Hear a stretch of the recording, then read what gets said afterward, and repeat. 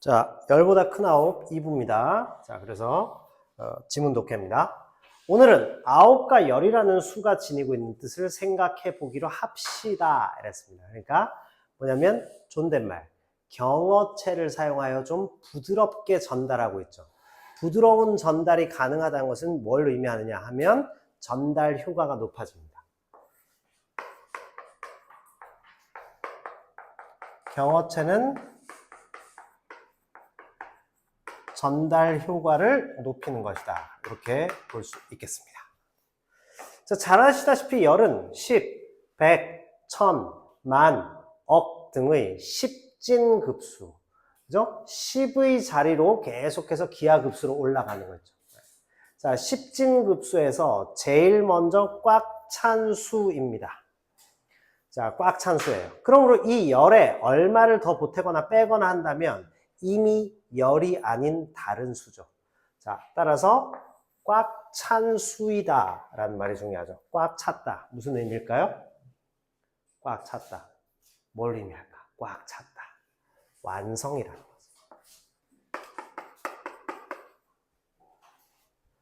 무엇을 하기에 그 이상 좋을 수가 없이 알맞은 경우에 십상 좋다 이랬습니다.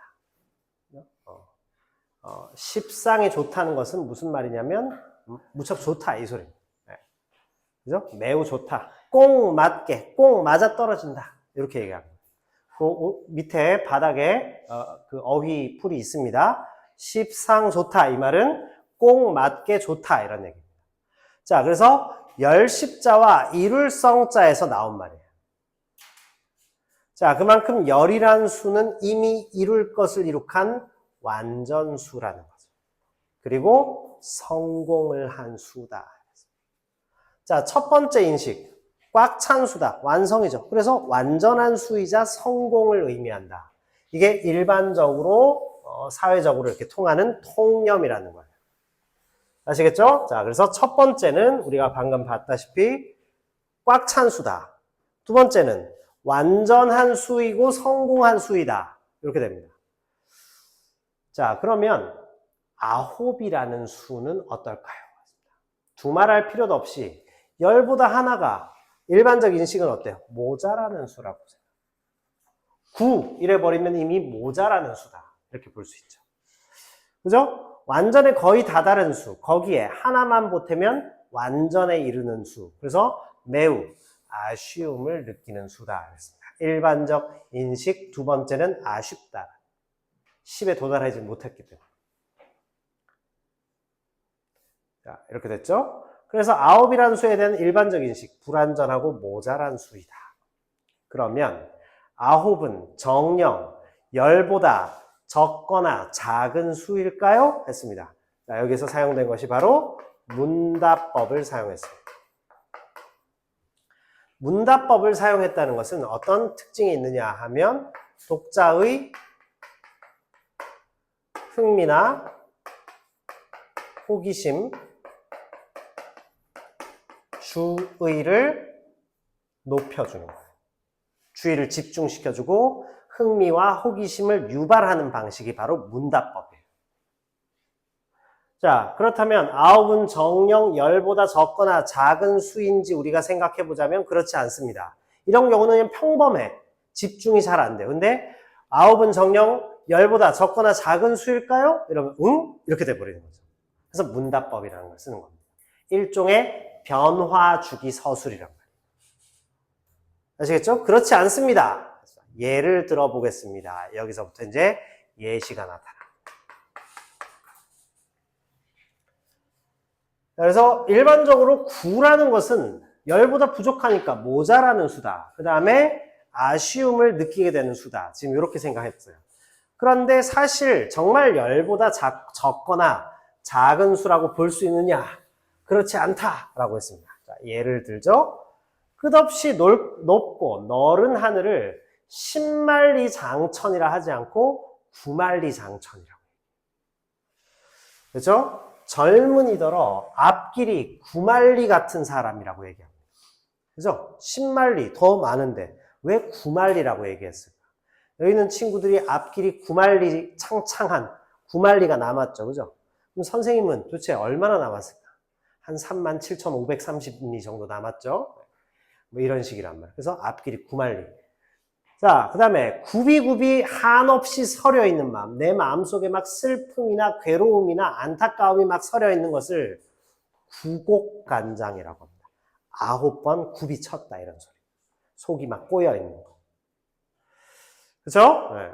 자, 굽이굽이 애워도는 산구비가 얼마인지 모르는 길, 막 굽이굽이 막 돌아가야 되는 길 있죠. 자, 이것을 구절양장이라고 해요.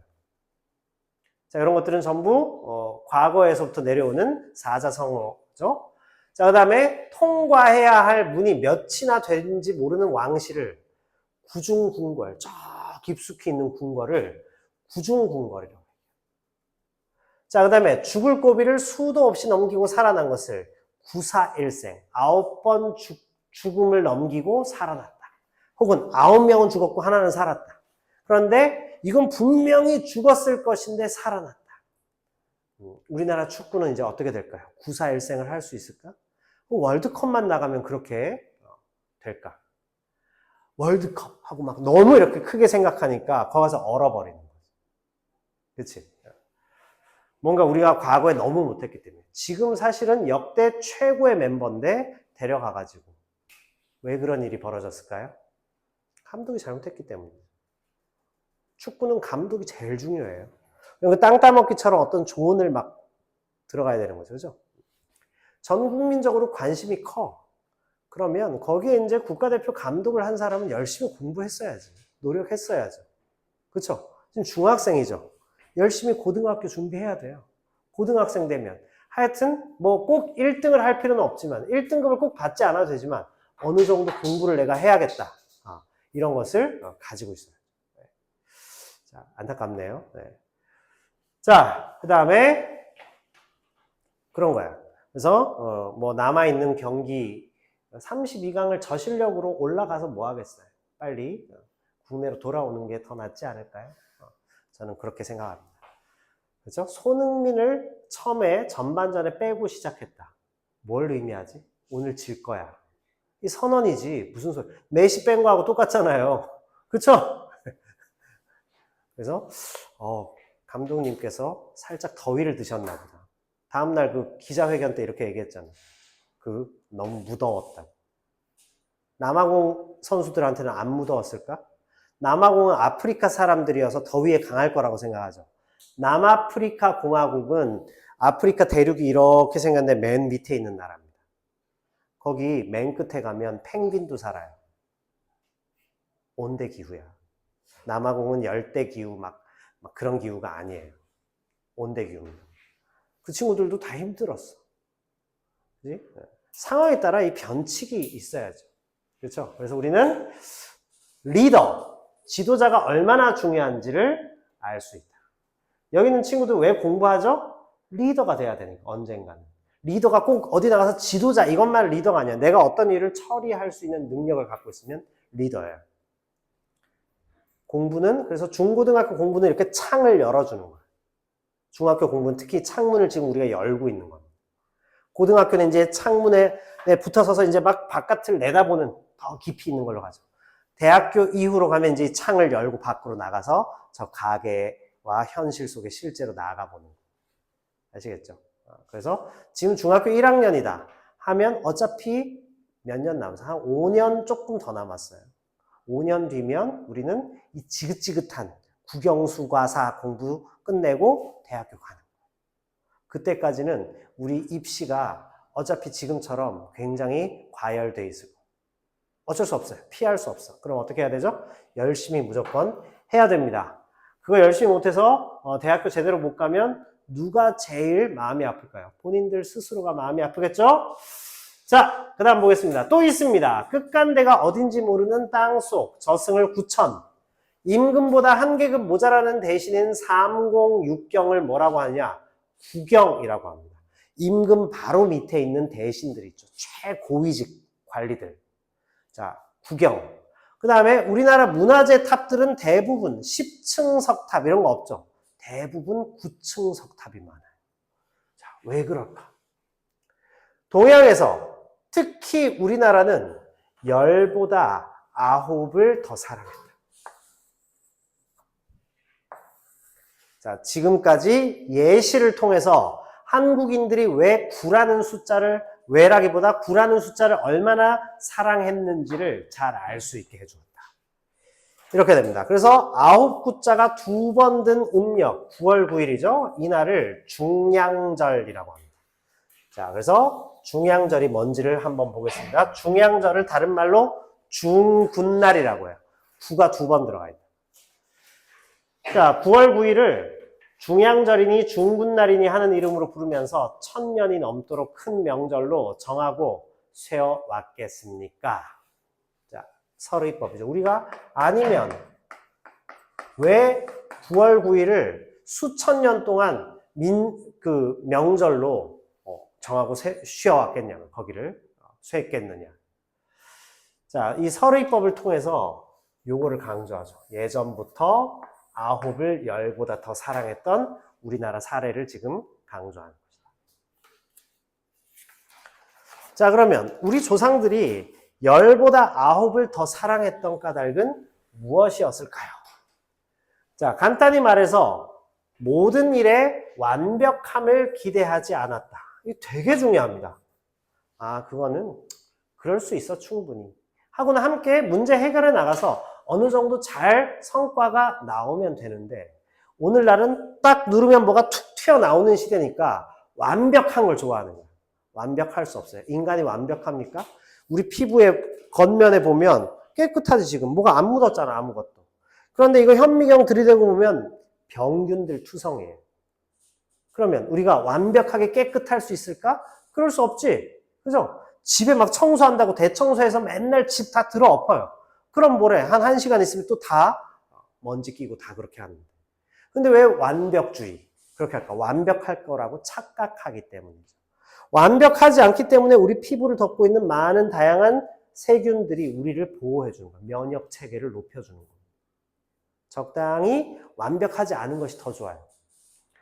자, 완벽을 기대하지 않았다는 뜻이 아닐까? 무슨 뜻일까요? 적혀있죠. 불완전성에 대한 긍정입니다. 다시 말하면 이 세상에 완전한 것은 없다는 사실을 우리 선조들은 아주 오랜 옛날부터 익히 알고 있었다. 자, 불완전함을 사랑했다. 그 밑에 적혀있죠. 불완전함을 사랑한 우리 조상들. 자, 그 다음 페이지 가보겠습니다.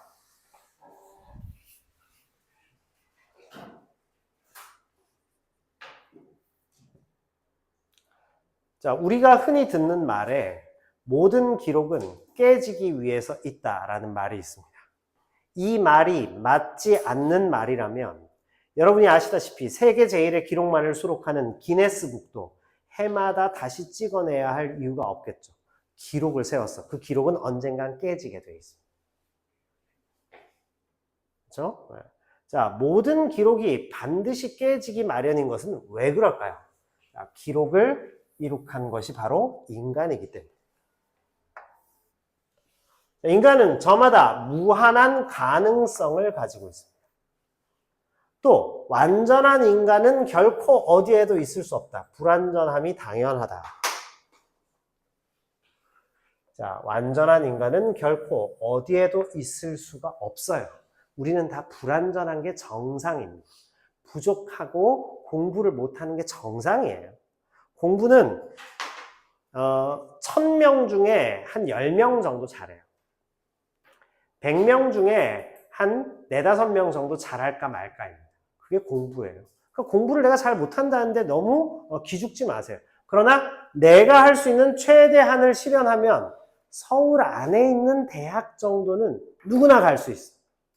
IQ 80만 넘으면 누구나 갈 수 있습니다. IQ란 말이 좀 약간 안 와닿지. 어쨌든 하여튼 우리가 일반적으로 어떤 대화를 주고받고 생활을 할 수 있는 수준이라면 노력한다면 반드시 서울 안에 있는 대학 정도는, 서울대는 몰라도 갈 수 있어요. 누구나. 노력 안 하기 때문이죠. 왜? 동기부여도 안 되고 뭔가 공부 안 하고 좀 그 시간에, 그게 왜 어리석은 거냐면 우리의 시간은 고등학교 3학년 11월 중순까지로 딱 한정돼 있어요. 한정된 시간을 허비해버리면 이 시간이 더 짧게 줄어들어 버린다. 아이고 막 졸려. 그 사이에 눈은 뭐 거의. 네. 그죠? 더 짧게 줄어든다는. 그죠? 그러니까 그 시간을 충분히 활용하는 게 필요하지. 그러려면 뭐가 필요하죠? 국어 공부부터 열심히 해야 돼. 일단 우리말로 적혀 있는 거는 읽을 수 있잖아. 읽어서 독해력부터 키워줘야 돼요. 그래야 영어, 수학, 과학, 사회 이쪽으로 쭉 뻗어나갈 수 있는. 아시겠죠? 자, 그래서 독서를 열심히 해라 그런 얘기 안 했습니다. 선생님이 국어 공부, 학습을 열심히 하라 그랬어요. 즉 시험 과목이에요.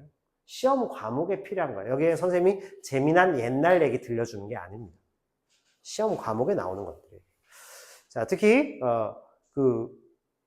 다다음 학기지. 2학년 1학기 중앙중 다니는 친구들은 2학년 때 이거 써요. 이 교과 썼어. 여기 곧바로 이거 나온다는 거. 이거 쓰는 게 아닌가? 하여튼 이거 쓰는 거 맞아요. 자, 열이란 수가 넘치지도 않고 모자라지도 않고 또 조금도 여유가 없이 꽉 찬 수. 그래서 다음도 없고 다음도 없이 아주 끝나버린 수라는 점에서 다음도 없고 다다음도 없고 아주 끝나버린 수입니다. 끝나버린 수는 뭐죠? 완성된 수라는 거죠. 그렇죠? 세계적인 피겨 스케이팅 선수 김연아 선수는 20살에 이미 세계 1위를 완성했어요. 그 다음에는 어떻게 김연아 선수 같은 경우는 이후에 막 후진들을 양성하고 후배들을 막 키우고 그 스포츠 회사를 열심히 잘 운영하죠. 아주 모범적이에요. 대단한 사람이에요. 선생님 뭐 개인적으로 본 적도 없고 그분도 나를 알지 못하지 당연히. 근데 무척 존경하고 있습니다. 아주 끝나버린 거죠. 20살에 세계 꼭대기에 올라갔는데 어떻게 될까요? 그 이후에 계속해서 끊임없이 자기 길을 찾고 있죠. 그래서 그렇지 않은 경우에 대부분 한 20살, 25살에 평생 벌 돈을 다 벌어버리잖아? 그러면 이 사람은 문제가 생겨요, 나중에. 대부분 그렇게 됩니다. 그래서 9은 그런 면에서 열은 이미 완성되어 버린 수이지만 9이라는 숫자는 어때요?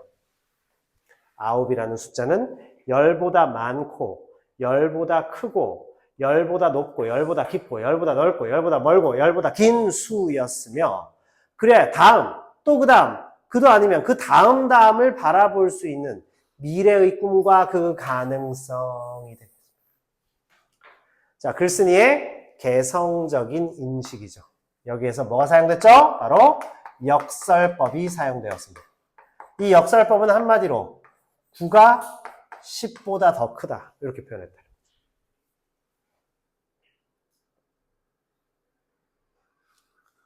자, 이 개성적인 인식 9을 무한한 가능성을 가진 수로서 10보다 크다. 그래서 우리 선조들에게 일찍부터 10보다 10배도 넘는 사랑을 담뿍 받아왔던 것입니다. 10보다 10배도 넘는 사랑. 이것은 비유적이면서 재미있는 표현이죠. 그죠?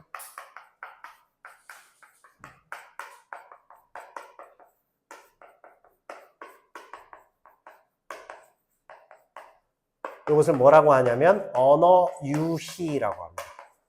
말 가지고 살짝 장난치는 거죠. 언어 유희, 언젠가 여러분에게 매우 중요한 개념이 될 것이다.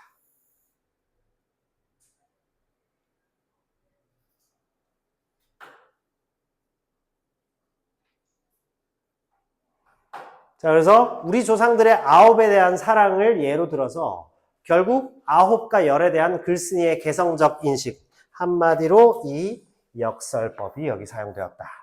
이게 여기의 핵심이었습니다. 자, 이제 글의 끝부분으로 한번 가보겠습니다. 자, 지워도 되죠? 하물며 여러분은 지금 한창 자라고 한창 배우고 한창 놀아야 할 중학생입니다. 여러분은 지금 무엇 한 가지도 완벽할 수가 없고 항상 어딘가 부족하고 어설픈 것이 오히려 정상이다. 행여 무엇이 남들보다 모자란 것이 아닌가 싶어서 괴로워하고 외로워하고 서글퍼해온 학생이 있다면 어떨까요? 이제부터 10이란 수보다 9이란 수를 더 사랑해 본 것은. 자, 순서를 도치시킴. 바꿨단 말이에요. 그래서 아까 도치법 우리 했죠? 그래서 이것을 도치법이라고 합니다. 순서를 바꿨어요. 어떨까요? 그러면 우리말의 도치법은 뒤에 오는 말을 강조하는 거예요. 그래서 10이라는 수보다 9이라는 수를 더 사랑해봐 이 말을 강조하려고 어떨까요? 이렇게 하는 것은. 아시겠죠? 원래 이제부터라도 10이라는 수보다 9이라는 수를 더 사랑해보는 것은 어떨까요? 이렇게 가야 되죠. 그치? 그런데 어떨까요? 해서 뒤로 뺐다. 이런 겁니다. 선생님 말 이해하셨어요? 네. 자, 잘했습니다. 그래서 여기 10보다 큰 9의 핵심은 한마디로 뭐죠? 결국 불완전함을 받아들이고 스스로의 가능성을 사랑해라. 꼭 완성된 것이 중요한 것은 아니다. 이런 내용이 되겠습니다. 자, 소설가 이문구 선생님께서 하신 얘기입니다. 글입니다. 자, 그 다음 페이지 가보세요. 189쪽입니다. 자, 이 글의 구성입니다. 처음 9와 10에 관한 일반적인 생각을 살펴봤어요. 그래서 10이라는 수는 이미 이룰 것을 이룩한 완성된 수다. 그런데 9이라는 수는 모자라는 수죠, 당연히. 자, 가운데 1입니다. 자, 반대되는 예를 제시합니다. 구만리상전. 이런 거 있죠? 가운데 2입니다. 우리 조상들이 10보다 9을 더 사랑한 예를 들었습니다. 9은 가능성의 수죠. 그래서 슬기롭고도 끈기가 있는 한국인들의 가장 큰 장점이 뭐냐면 일단 슬기로워요. 지혜가 있어요. 그리고 뭔가 하나 진짜 목표가 생겼을 때 끈기 있게 끝까지 갈 수 있는 장점이 있어요. 단점은 뭐냐? 자꾸 편갈라 싸워. 이게 문제예요. 그죠? 왜냐? 똑똑하니까 그런 것 같아요. 뭔가 이 두뇌 회전이 빨라. 그래서 지금 우리 학생들에게 요구하는 국어, 영어, 수학, 과학, 사회 이런 걸 중학생들이 풀어내는 거 저 막 미국이나 유럽 같은 데 학생들 보면 깜짝 놀라요. 그래서 배화여고에서 아무리 잘해도 막 한 3, 4등급, 9등급 체제에서 그러니까 지금 5등급 체제에서 3등급 겨우 나올까 말까 한 친구가 캐나다로 유학 가면 벌어지는, 그렇다고 캐나다 유학 가라는 얘기가 아니고 캐나다로 유학 가면 벌어지는 일. 그 과학을 특히 막 50점, 60점도 못 맞고 이랬는데 배화여고에서 캐나다의 과학 선생님이 과학을 전공으로 해볼 생각 없느냐. 수학 선생님이 수학 전공해도 된다. 이런 정도. 그러니까 우리나라는 뭔가 수학 과학을 너무 어렵게 만들어 놓은 거야. 그런 문제가 있어요. 그게 있습니다. 왜? 똑똑한 애들이니까 그냥 기본적인 것만 하면 다 100점 받아버리고 안 되면 학원 막 보내버리고 이렇게 해서라도 문제 해결하려고 할 거 아니에요.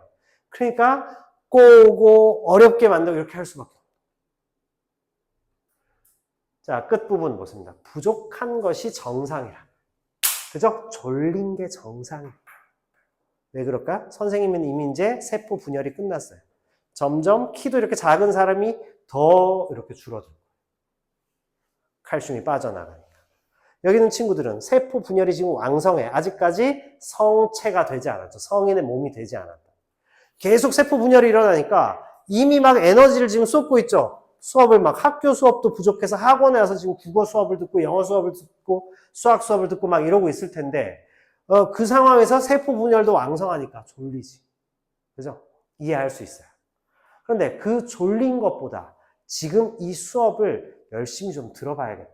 이런 생각이 좀 강하다면 졸지 않겠죠. 그런데 살짝 묻어가려고. 뭐 어차피 학원인데 하고 졸아버려. 맞지? 그 순간 자기 마음을 놔버리는 겁니다. 그죠? 왜냐면 너무 피곤하고 졸리면 지금 자야 돼. 어이구 막 버틸 수 없구나 하고 집으로 보내드려야 됩니다. 근데 방금 딱 선생님이 깨우니까 금방 일어나서 피크닉을 맛있게 냠냠 드셨어요. 네. 그렇죠? 네. 자, 부족한 게 정상이고 졸린 게 정상이고 지금 있는 모습이 다 정상이에요. 자, 여러분은 정상적인 학생입니다. 라고 지금 얘기했습니다. 좋은 글이죠? 자, 그래서 글쓴이가 말하고자 하는 바는 뭐냐? 9와 10입니다. 매우 아쉬움을 느끼게 하고 모자라는 수임에도 불구하고 미래의 꿈과 그 가능성을 나타내는 수이다. 이렇게 볼 수 있죠. 자, 완전 수인 10은 어때요? 끝나버린 수죠.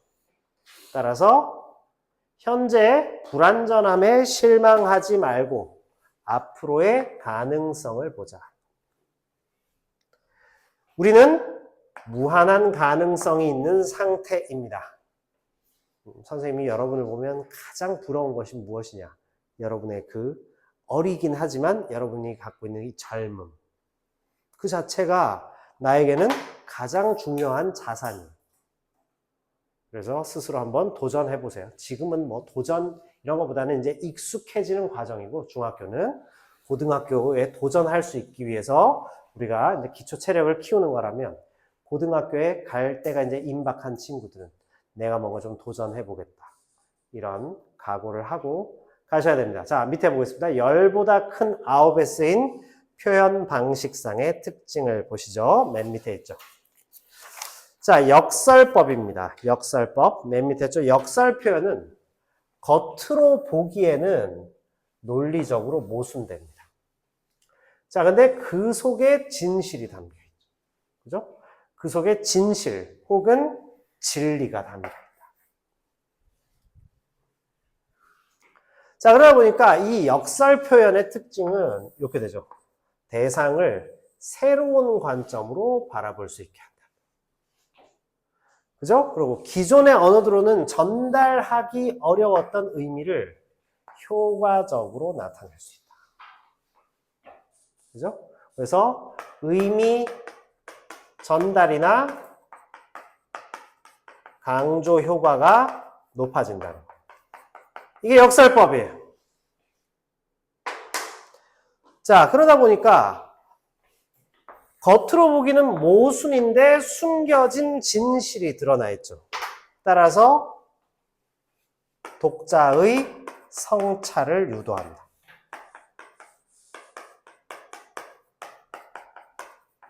반성해 볼 수 있게 한다.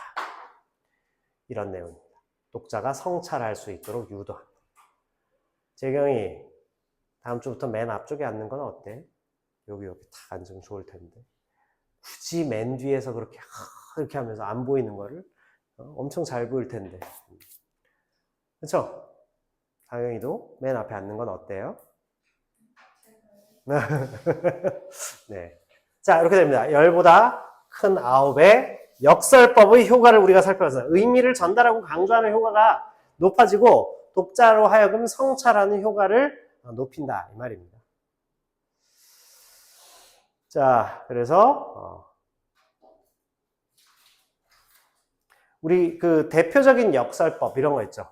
어떤 게 있어요? 지는 것이 이기는 것이다. 이 말 있죠? 지는 게 이기는 거라니. 무슨 소리야? 지는 건 지는 거지. 져줄 때 오히려 이기는 일이 벌어진다. 역설법이죠. 대표적 역설법. 근데 그게 참 우리가 세상 살면서 하기 힘들죠. 그죠? 어떤 논쟁이 붙고 싸움이 붙으면 치기가 싫단 말이야. 네, 그 문제가 있습니다. 자, 10보다 큰 9이었습니다. 자, 그 다음 지문 보겠습니다.